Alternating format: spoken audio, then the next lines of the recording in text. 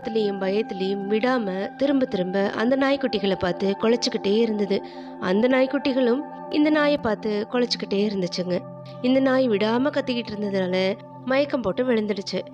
இந்த நாய்க்குட்டி மட்டும் கொஞ்சம் சுதாரிப்பா இருந்திருந்தா அந்த நாய்க்குட்டியோட பிம்பம் தான் அந்த கடையில உள்ள கண்ணாடிகள்ல தெரியுது அப்படின்றத புரிஞ்சிருக்கும். அங்க கேட்டது தன்னோட குரலோட எதிரொலி தான் அப்படின்றதையும் புரிஞ்சிட்டு இருந்திருக்கும்.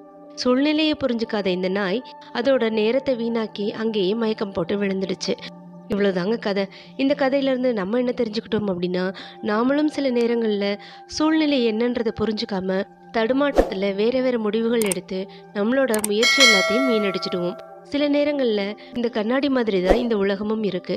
நாம அன்பு காட்டும் பொழுது அது திரும்ப அன்பு காட்டும். நாம கோபத்தை காட்டும் பொழுது இந்த உலகமும் நம்ம கிட்ட கோபத்தை தான் காட்டும்.